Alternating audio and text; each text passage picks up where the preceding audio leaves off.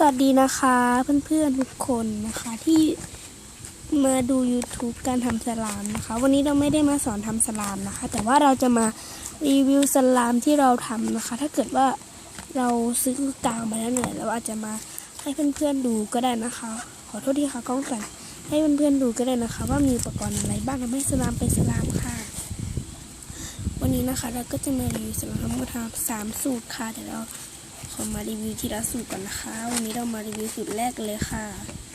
สูตรนี้นะคะก็จะเป็นสูตรแคนดี้นมค่ะแคนดี้นมนะคะก็จะแบบสูตรนี้นะคะคิดเองเนาะสูตรนี้ก็ใช้เราจะบอกนะคะให้ลองทำเอานะคะอาจจะนานหน่อยนะคะก็ใช้กาวนะคะ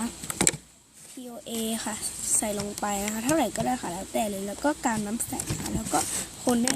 เข้ากันค่ะจะใส่สีขั้นต่อมานะคะจะใส่สีกากเพชรหรือว่าอะไรก็ได้ค่ะจะใส่อะไรนะคะที่มันเป็นสีกากเพชรตามใจชอบเลยค่ะแล้วก็อุปกรณ์ต่อมานะคะให้เราใส่แป้งเด็กลงไปค่ะใส่แป้งอะไรก็ได้นะคะห้ามใช้แป้งเย็นค่ะอุปกรณ์แล้วก็ต่อมานะคะให้แป้งนะคะเท่าไหร่ก็ได้ค่ะแต่ว่าเราแนะนำว่าให้โรยเยอะๆเลยนะคะให้โรยแบบให้ทั่วถึงค่ะให้ทั่วถึงในสลามแล้วก็คนให้เข้ากันนะคะพอคนเข้ากันเสร็จแล้วค่ะก็ค่อยๆใส่โลชั่นลงไปนะคะโลชั่นยี่ห้ออะไรก็ได้แบบไหนก็ได้ค่ะ1 ช้อนค่ะช้อนที่เราผสมนะจะช้อนเล็กช้อนใหญ่ก็แล้วแต่เลยแต่เราแนะนำให้ใช้เป็นช้อนปานกลางนะคะอุปกรณ์ต่อมานะคะก็ใส่ลักลงไปค่ะใส่ลักลงไปแล้วก็คนให้เข้ากันนะคะขั้นต่อมาค่ะน้ำบอแรกนะคะน้ำบอแรกของเรานี่ใช้แค่1 ช้อนกินข้าวเซเว่นนะคะเราไม่รู้ว่ามันปริมาณเท่าไหร่กับน้ำเต็มขวดเลยนะคะน้ำแบบขวดแฟนต้าค่ะน้ำแดงอย่างนั้นเราใช้ประมาณนั้นเลยนะแล้วเราก็คนแล้วเราก็ให้มันเข้ากันค่ะใช้หลายวันมากเลยนะถ้าแบบนี้นะจะไม่เปลืองด้วยเนาะแล้วก็คนไปเลยกล้องสั่นขออภัยค่ะกล้องสั่นนะใช้ได้นานด้วยนะคะแบบนั้นพอคนได้เป็นเนื้อเดียวกันแล้วค่ะมันก็จะออกมาเป็นอย่างนี้นะคะนี่เราทำเมื่อวานนะคะวันนี้ยังแบบดีๆเลยเนาะค่ะทีนี้นะคะเดี๋ยวเรามาดูสูตรนี้กันมั่งค่ะแบบนึงนะคะเดี๋ยวเราให้ดูค่ะอาจจะเลอะๆนิดนึงนะคะเพราะว่าเราเล่นบ่อยมากถ้าสูตรไหนที่เราชอบนะคะเราก็จะมารีวิวให้เพื่อนๆดูค่ะแบบนึงนะคะ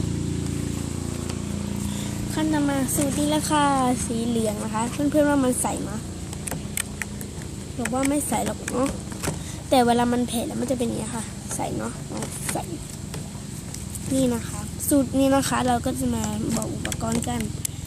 ก่อนนะคะใช้กาวน้ำใสค่ะแล้วอุปกรณ์ต่อมานะคะสีกับเพชรอะไรก็ค่ะที่อยากจะใส่นะคะ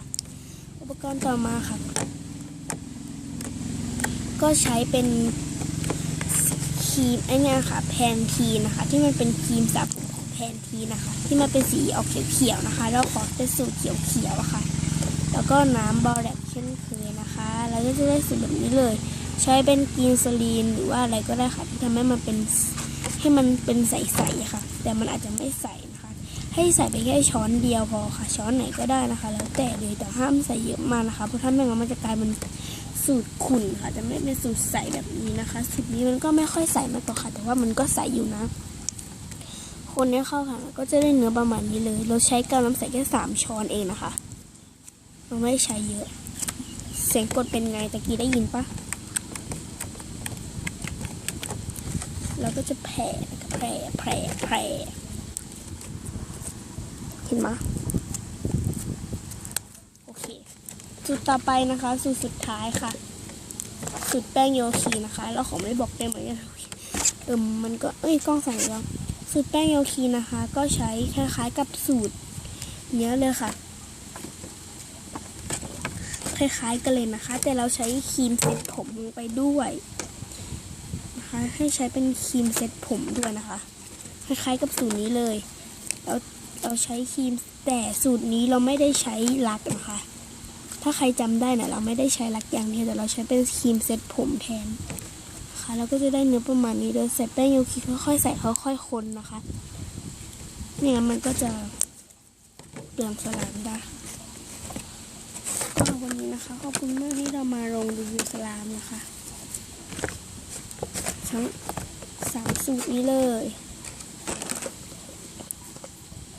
นี่นะคะทั้งสูตรสีชมพูสีน้ำเงินม่วงๆอะไรของมันก็ไม่รู้นะคะในกล้องแล้วก็